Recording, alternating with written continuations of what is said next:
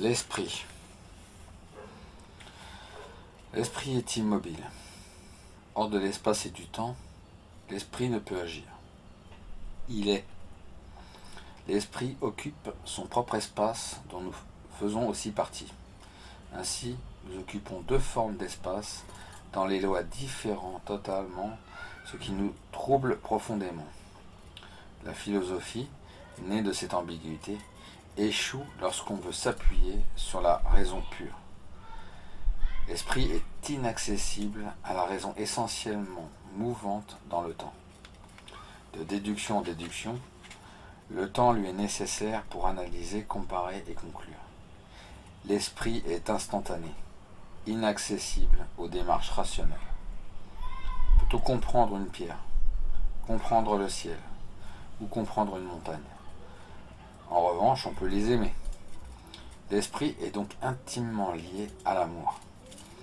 En jouant avec les mots, le philosophe constate que le cœur a ses raisons que la raison ignore. Le cœur a ses raisons que la raison ignore. Pour pénétrer dans l'espace de l'esprit, pour entrer en contact avec ce qui est esprit autour de nous, il nous faut nous mettre dans un certain état d'esprit. Cet état particulier correspond à un état de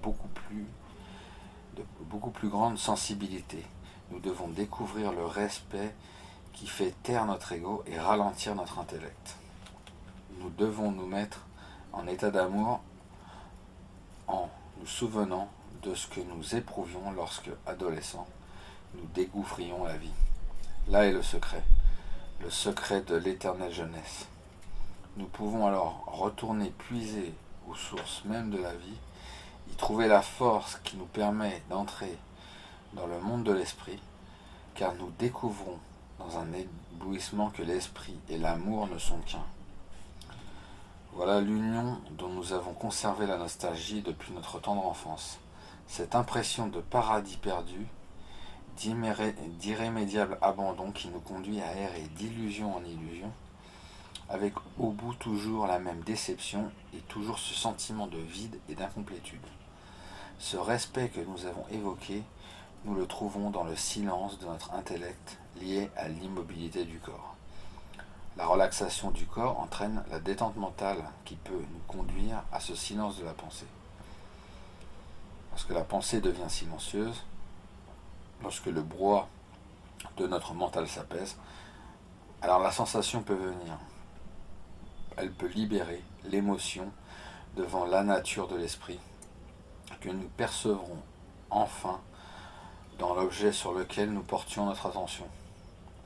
Nous voyons alors que ce qui est esprit en nous reconnaît ce qui est esprit dans la chose que nous contemplons.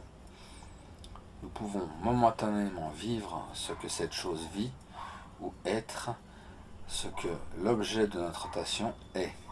Il y a enfin communication totale, c'est-à-dire communion. En regardant un bâtiment, nous voyons enfin l'esprit que l'architecte a transmis à la pierre. Nous percevons la ferveur du bâtisseur au-delà des proportions du bâtiment. Nous pouvons ressentir complètement ce que celui qui a conçu cet ouvrage a éprouvé lorsqu'il a choisi la forme. Pendant un instant, nous sommes cet architecte, car nous vivons exactement ce qu'il a vécu. Lorsque nous parvenons à ce silence immobile de notre corps et de notre mental, notre esprit peut disposer de toutes ces énergies ainsi mises à sa disposition. L'esprit en nous peut alors pénétrer ou s'unir aux objets de notre choix sur lesquels nous portons notre attention. C'est un état d'extase. Nous connaissons tous dans notre vie des moments privilégiés où le temps est suspendu. On peut ainsi devenir progressivement beaucoup plus contemplatif, détaché, serein, vivant beaucoup plus en dehors de nous, donc plus intensément, en nous enrichissant. Nous voyons aussi de plus en plus les choses telles qu'elles sont et non telles que nous voudrions qu'elles soient. Alors, avec une sensibilité en hausse, une liberté de plus en plus grande, puisque délivrée du mental, la conscience peut mieux choisir ce qui est vraiment agréable. On privilégie les objets qui correspondent à notre tempérament, on reconnaît mieux au dehors de nous les énergies qui prédominent dans notre personnalité, et ainsi on peut entrer en résonance de manière plus fréquente, plus intense et plus juste. On est plus en harmonie avec la réalité extérieure parce que plus en contact authentique avec elle, et à partir de ce meilleur contact, on apprend plus, on peut aller vers la connaissance. L'univers de l'esprit est un univers magique. L'artiste connaît cet univers. Il réussit même à le pénétrer avec son ego, en compagnie de son ego. L'artiste a découvert le plaisir de sentir son ego vibrer en résonance avec les choses de l'esprit, avec l'esprit qui se manifeste dans le monde matériel. L'esprit va chercher les mots, les formes, les couleurs, les harmonies qui sont esprit dans les choses. Il va tenter de transmettre à d'autres ce que son ego éprouve. Il vivra par sa création une sorte d'exaltation dont il éprouve une intense joie. C'est ainsi que l'art est intimement lié à la sagesse, la connaissance. On aperçoit maintenant le lien entre l'art, l'amour et la connaissance. L'artiste est un amoureux de la vie. Il se délecte des manifestations de l'esprit. On dit qu'il est sensible à la beauté et à l'harmonie de la nature. Il joue constamment avec la nature et la vie qu'il s'entraîne à manifester dans son œuvre.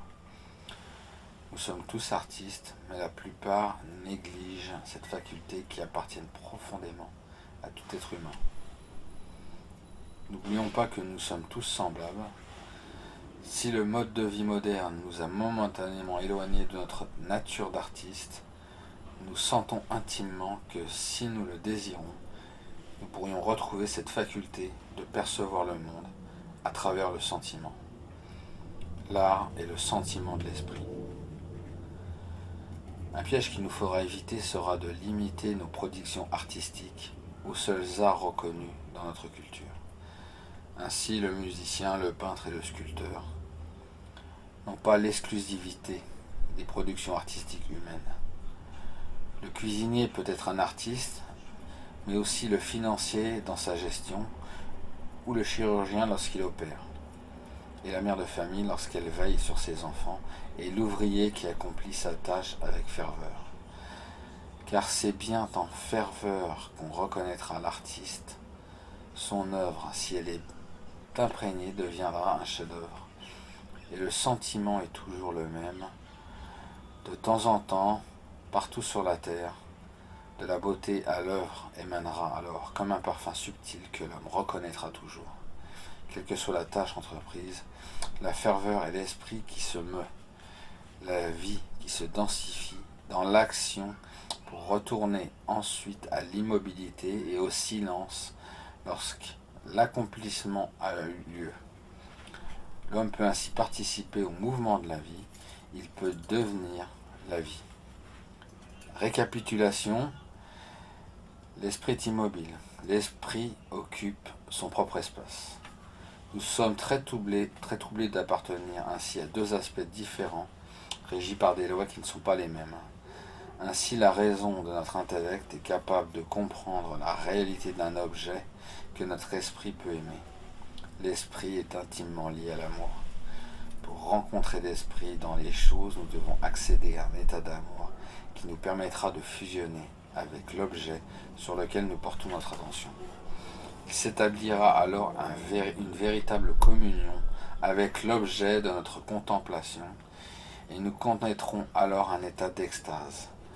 Ainsi, dans l'ouvrage issu de la main de l'homme, pourrons-nous retrouver l'esprit de celui qui a conçu cet ouvrage.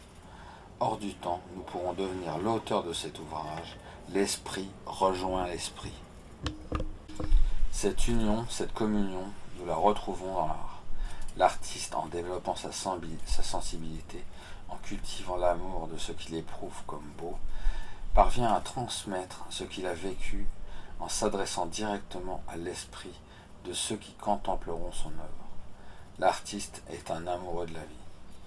Mais nous pouvons tous avoir accès à cette communication totale de l'esprit à esprit, que nous constatons chez l'artiste, car nous sommes tous artistes lorsque nous accomplissons nos tâches avec ferveur. La ferveur qui densifie l'action nous permet ainsi de participer vraiment au mouvement de la vie et de devenir vraiment la vie.